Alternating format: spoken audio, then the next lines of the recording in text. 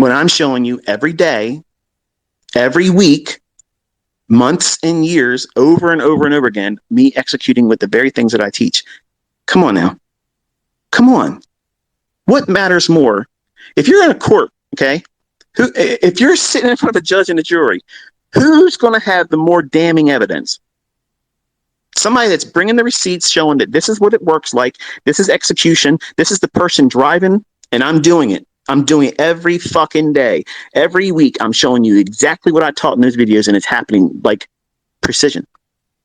But it's also delivering the same way. When I say it's a high resistance liquidity run, it's performing exactly how I said. This is what you don't want to be pushing hard in these types of moves. Can you make money? Yes. Can you find 5 handles in those types of moves? Yes. But you have to relax. You have to relax, and you can't push.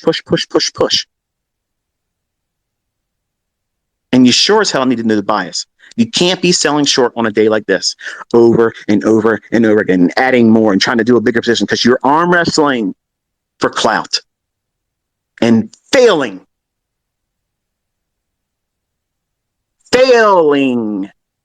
Allen, Texas, like I said you would. Why don't you just listen to me? I'm giving you the very things to help you, and you are fighting me. You're fighting me. It doesn't make any sense. It makes no sense.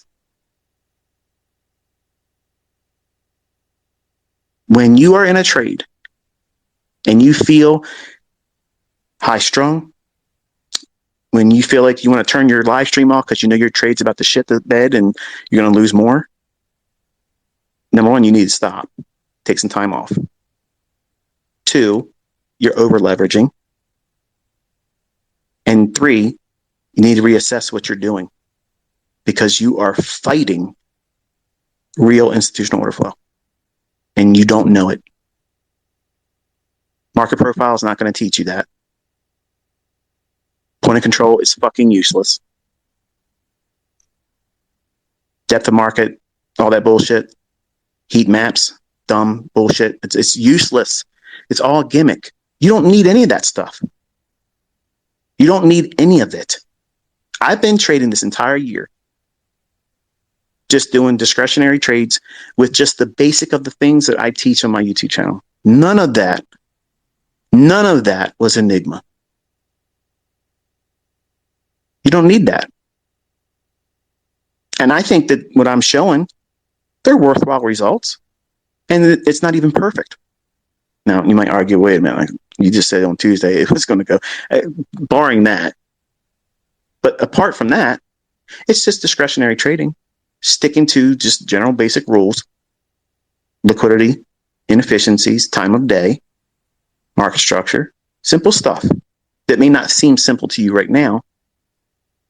But if you're in trades and you feel that tendency to want to wig out and you're uncomfortable, you're squirming, you got to get up, you're walking away from the charts, you're pacing around. Let me tell you what I used to do. When I'd be in trades, usually it was the bond market because when it would move, it would move nice and quick. And every tick was over $30, $31.25. So just a tick is almost what a full mini in E-mini S&P is today with one contract. And this bond market would move around a lot. And if you got 16 ticks, you're making what 10 contracts on a mini move of one contract would deliver, or lose that per contract. So I'd be in the trade, I put the trade on, it's not moving for me. I got 11 ticks. I could bank something here. But I'm like, no, I need it to go 16 ticks. That's what I wanted my trade to be. I took this trade, and I am not going to be able to move the stop loss because I was too new. I didn't know what I was doing. So I kept the stop loss exactly where it was because I was thinking, I don't want to be wrong. I don't want to get stopped out and not get my $500. What's wrong there? Number one, I'm assuming I'm right, and that's always a bad thing. 2, I'm not appreciating the fact that the stop loss is there to protect me, not a institute of pain and suffering. It's to protect you from excessive pain and suffering. That's what it's paid to do. When you put that stop loss in there and you pay the transaction cost and commissions and fees for that executed order, you paid it to do its job, which is to what? Keep the amount of money and suffering at a minimum. Whatever that order would execute at, that's what you pay it to do.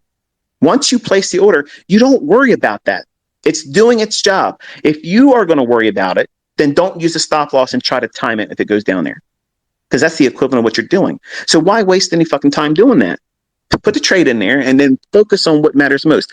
Is the trade continuously giving you signs and signatures in price action that it's going where you want it to go?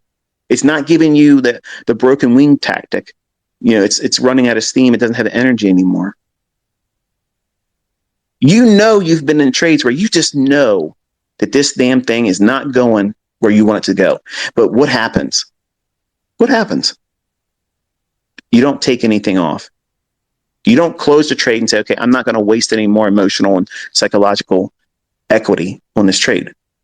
If you're holding on to something and it's just driving you nuts, your infancy in this or your obsessiveness, which I know a whole lot about, will prevent you from closing the trade and walking away. And knowing, here's the common sense that everybody ignores. The market's going to trade next week. It's going to have a morning session. It's going to have a PM session. It's going to have liquidity runs. It's going to have a run to inefficiencies. It's going to be all kinds of repeating things that you somehow get amnesia about. And you let the trade go into drawdown. You move your stop or take it off. Instead of taking something off when you had profit and easing that pain and growing through that pain like a child in growing pains. When I was a child, I had growing pains with my feet and my ankles and my shins. And I'm not that tall. I'm only 5'10", but you would have thought with the amount of pain I was feeling, I was going to be 6'10". I thought I was being stretched out like some medieval device. But that growing pain of going through this, you compensate for that pain by taking some of the trade off and fund yourself. Take it off. Reduce the measure of risk that you're going to hold on to. And be diligent about making sure that if you start feeling that, don't let it go to your full stop. Don't let it go to your full stop. It's simple. If you open the trade up and you're going to take a mistake of 2 full percent, as soon as you start squirming, take the trade-offs that way. Whatever you have, it can't take more than 1% away from you. And if you've taken something off in partials, it can't even be a full 1% then. So what happens when you're wrong? Yeah, it was a mosquito bite. It's not pleasant. It's going to itch you over the weekend. You're going to think about, oh, it didn't work out for me. Going to keep going back to it, scratching it and scratching it. If you keep doing it, it's going to get infected. It's going to hold you up from doing something new and exciting and more profitable. But you have to let go of these things and identify these times where you're getting uncomfortable. You're vocalizing your frustrations. You're breathing. It shows that you're physically uncomfortable. You're agitated. You're fidgeting. I fidget with a deck of cards every time I'm trading. You can't hear it, but I have a deck of cards. I'm either doing shuffling, I'm doing one-handed cuts, I'm riffling through them. I'm doing that while I'm waiting for the setup to come. Because in my mind, I'm that sports car in neutral, the gas pedal to the floor. I'm ready to go. Just look at me. Look how many times I can get into something. Boom, boom, boom, boom, boom, boom, shotgun blast. I'm buying everything or selling everything that could have been used for entry. I could do a whole lot more entries, but I don't want to be too much for all of you. I might show something like that later on in September, October. But you don't grow if you hold on to the trade and take nothing off and remove the stop or move the stop larger. When you start trading with real money, you're going to discover something about yourself. This is the thing that hurts most people. It's usually the men. You're going to put the trade on. It's going to offer a little bit of profit. And then you're going to feel that struggling It ain't moving. It's not moving for you. And you start worrying about what? It's going to go for my stop. You're worrying about it going to your stop instead of saying, is it showing signs that it wants to continuously moving in my favor? But no, you're not doing that. You're focusing on it's moving to my stop. You're telling yourself it's going to your stop. You're thinking it's going to your stop. But you're not doing shit about taking any of the risk off. You've abandoned the idea of studying whether or not it's giving you clues that it's going to keep moving in your direction. You totally forgot about that. Now you're arm wrestling the market like you're somehow going to be able to control it with telekinesis. You staring at the chart, you cussing at the chart, you throwing shit at you're throwing shit all around the room. You think that that's going to have something to do with how the market, like the market's going to say, oh shit, he just threw his glasses. Oh shit, he just threw his Ray-Ban glasses against the wall. Man, I better not go for this guy's stop. You think that's what's going on? You think that's what's going on? You think that anything you act out and go crazy, that's going to have an influence on what the market's going to do. Now, clearly, right now, we're talking outside the marketplace, and you're laughing. You're probably thinking to yourself, it's true. I've been there. Maybe not throwing your Ray-Bans, but you've done something to that effect. Resisting the obvious. What you should have done is take something off or collapse the trade and just be out of the pain. You don't want to stay in those positions of uncertainty, pain, discomfort, because what you're doing is fortifying the exact reasons why you're going to be scared shitless taking the next trades when they're good. Oh man, the last time I got a girlfriend, she cheated on me, so I'm not getting a girlfriend. What the hell kind of logic is that? That's what you're doing with the market. You had one bad relationship that you held on to a toxic relationship. The trade doesn't love you. It's okay. There's other ones out there that will. So you have to do what? Kill it. Not murder, but you have to kill the transaction. Just be done with it. And save your mental equity, your emotional equity, that psychological tug of war. You have to know when that's there. And as soon as you feel, and I felt it today in the market, it was not giving me what I wanted to see. And I was communicating in my text in the annotation so that it needs to go here. It needs to go right now. And it just started fluttering. So, okay, I got 5 contracts on. Let me take one of them off. Do I feel any less anxiety about whether or not this is going to pan out? Not that I was freaking out, but I'm communicating the way you're going to feel it. When you have real money, whether it be your funded account, trading a demo account, because that's what they all are, or with your own money, you're going to feel this eventually. And the way you manage it, the way you press through it, is you take something off. You reduce the risk, and if there's profits, you bank some of it. And you do it again if it doesn't feel like you've overcome it. And that's what I did. I did it once, twice, 3 times. I said, okay, I'm just going to take it down. We'll take one contract and see if it can run to my target. I don't care at this point. And then being stopped out, $9,187. Wrong. I did the right thing. No regrets. That's why I typed it out. I was communicating exactly how I teach you all. I did not get what I wanted in the final piece, but I anchored with a bullet point so my subconscious remembers I did everything right. No regrets. I got stopped out with no regrets. I do this. I live this. And I teach it so that way you do the same things. You can never get to this level of precision in trade management unless you do the thing I'm teaching you to do. And that's just the bottom line. That's just the way it is. And I don't give a shit who tells you otherwise. I want to see somebody else do what I'm doing. Do that consistently. Explain it. And the logic behind why you're going to fail, why you're going to struggle, how to beat it, how to go through it. Not, well, yeah, don't use a stop loss because you might get stopped out. No, use a stop loss because you're going to get stopped out. And you want to keep the risk limited.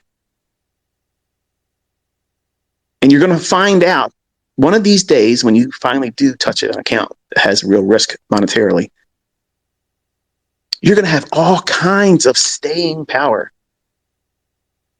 You're going to have Viagra effect, holding on to a fucking losing trade. You will go all night, all week, all friggin' month holding that losing trade. But your winning trade, you got 2.5 handles. You're freaking out. You can't hold it. You got to go. That's it. Party's over. Date's a dud. Think about that. You are willing. You're willing to go to hell and back for that losing trade. That son of a bitch ain't paid you one dime. It ain't gave you anything. It ain't not even so much as a reach around. And you're not going to let go of that one. That's the one, baby. You're going to win. This is a fight to the death. It's mortal fucking combat on this one trade. It's a losing trade. You know damn well it's not going to come back. You don't have a stop loss on it. You're going to hold on and hold on and hold on. And here's the worst case scenario. Some of you are adding to it because you think, all I got to do is add more and just a little bit of movement in my favor. I don't need to go all the way back to my original entry because I keep buying more and martingale your ass out the door. Sound familiar? Allen, Texas. Because that's what you're doing. There's nothing enigmatic about it. There's nothing mysterious about what you're doing. You don't know how to trade. And that's the bottom line. And I don't want my students that are listening to do those same things because it's human nature to do it. You don't want to admit you're wrong. You don't want to throw in a towel and, okay, I was wrong. This transaction's done. I am completely out of my focus today. I can't do this. And just close the charts and walk away. It won't feel like that's the right thing to do. You got to win. You got to win. It's the way it is. The market took first blood. So now you got to get even and take it back with vengeance. It's a B movie now. Okay. And you're trying to place yourself as the leading role. That's make believe. That's fantasy shit. These markets will open your head and literally lay you out. Broke. Both physically and psychologically and mentally, you'll completely be warped. And it's completely avoidable. You have to know when that market is signifying that, hey, I should be running for you right now. And you know it should be. But it's not.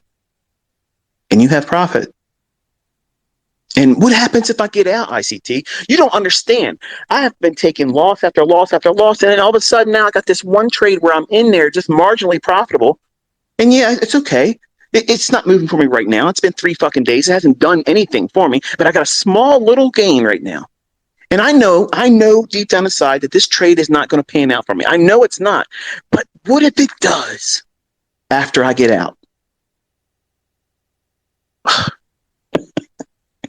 I have lived that moment so many times as a 20-year-old. Listen, these are the things I've mentioned many times in the boring discussions that you need to listen to. You're going to encounter that. It's uncomfortable. It sucks. You have to admit you're wrong. And even if you close a trade and then it runs in your favor, you would have. Well, listen, it just cost me $850 at the grocery store this afternoon. All the woulda and the shoulda and the coulda ain't going to pay the $850 grocery bill that I had to pay at the grocery store. You can't do shit with that. Woulda, coulda, shoulda is nothing. That's all. That's worse than paper trading. It's something that you didn't even do anything about. You weren't in there. You can't realize anything from that but regret.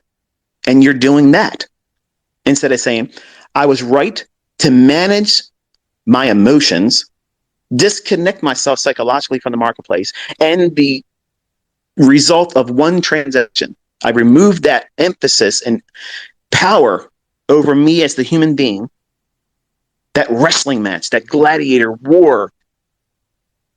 You're in the Coliseum. You're doing battle. You think you're doing it with the market. You're doing it with yourself.